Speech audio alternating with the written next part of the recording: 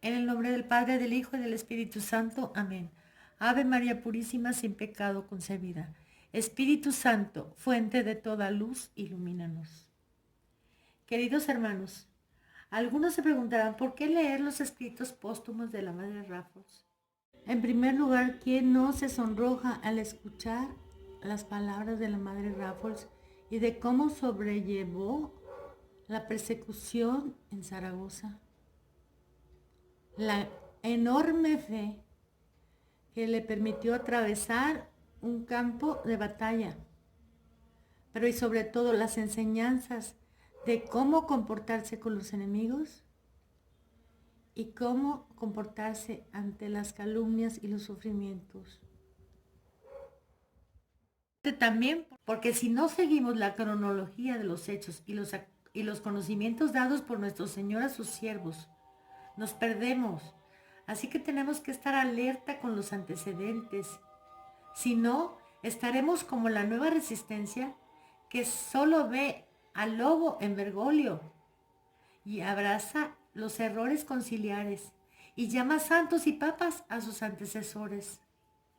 Así que solo haciendo un esfuerzo y amando con todo el corazón la verdad, que es Dios mismo, debemos investigar y escudriñar las escrituras y a los santos.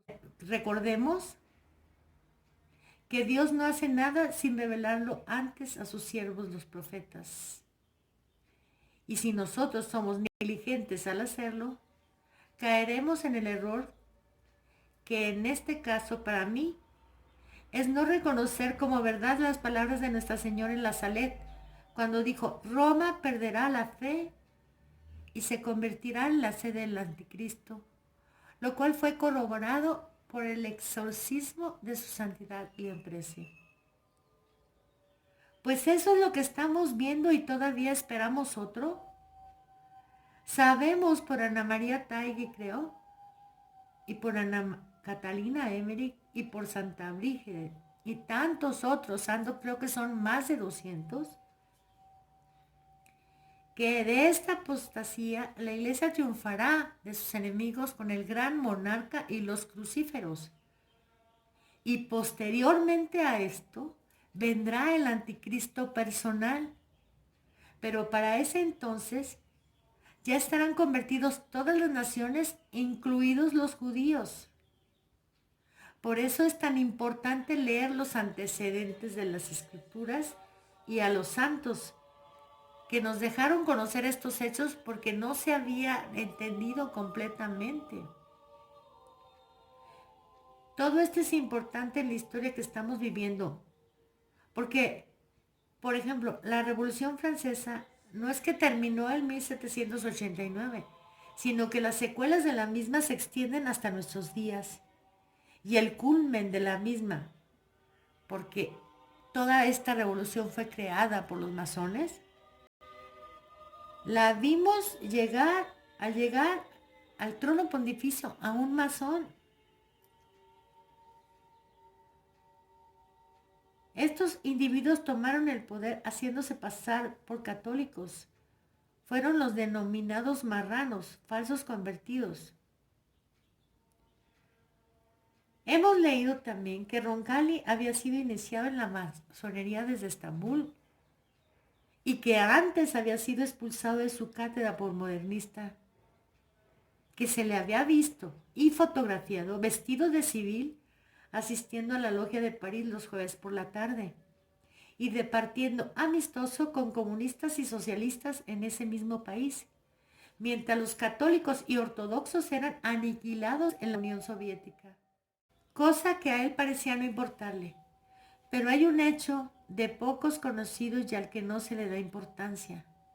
Y es que cuando él se encontraba ya como papa con los judíos, los bendecía y les decía, soy José. Para los que no conocen la historia de José en Egipto, los invito a leerla y sacar sus conclusiones al respecto. Sabemos también que decía con desparpajo, cuando cardenal, que no importaba si los católicos votaban por los comunistas, si ellos consideraban que era mejor que su oponente. Y para más señas de su filiación comunista, sabemos que pidió a la cristiandad que rezara por Khrushchev, por lo que en las elecciones ganadas por los rojos, estos invadieron la plaza de San Pedro con banderas comunistas vitoreando al pontífice. Por otra parte, sus primeras encíclicas son elogiadas por comunistas y masones, quienes las distribuyeron entre los miembros de sus logias y partidos.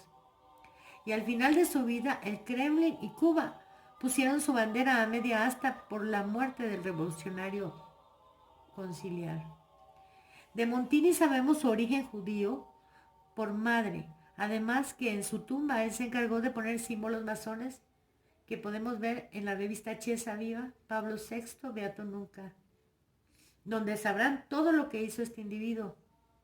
Pero no olvidemos su filiación judía y comunista, porque él fue encontrado culpable de espionaje para el Kremlin, lo cual es denunciado en la misma revista. Además que durante su reinado varias veces vistió el efod judío. ¿Y qué? ¿Es que acaso odio a la raza de nuestro Señor Jesucristo? Por supuesto que no.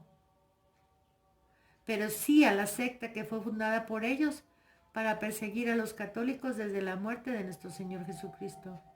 Y porque la misma no pertenecían todos los judíos, sino solo 4 familias, de las cuales solo un miembro de esta pertenecía a la misma.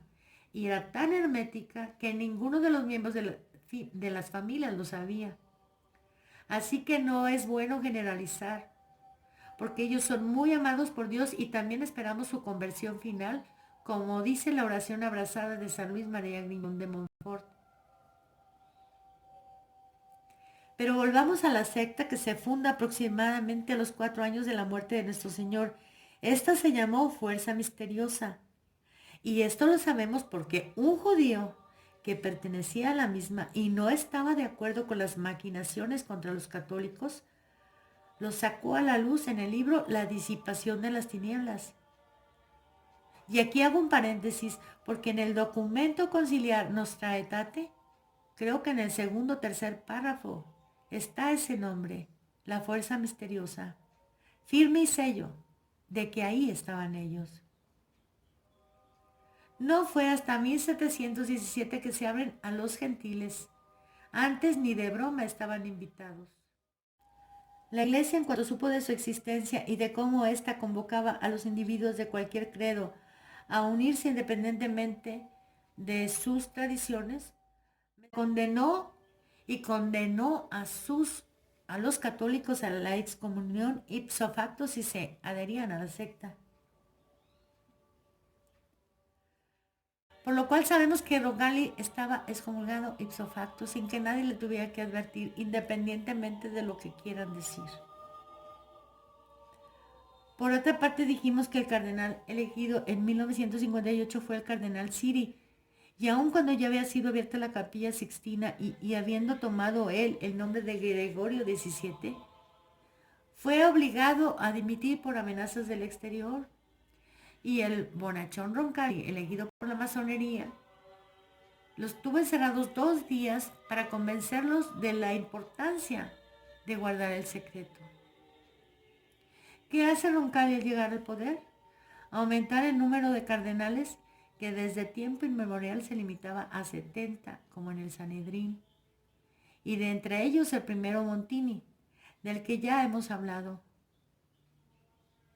De inmediato convoca el concilio para llevar a cabo los planes de la masonería sin pausas y sin prisas, para lo cual llama como peritis o casualidad a aquellos individuos condenados por el Santo Oficio en tiempos de Pío XII como modernistas, entre los que se encontraba Ratzinger, Yves Congar's, Urs von Balthasar, Henry de Lubac, etc., sus amigos de comunión. Esto lo podemos leer tanto en el periódico El País como en Tradition in Action, en una semblanza que hace para rebatir a Roberto de Mattei, que con falsedades defiende el concilio de apostasía.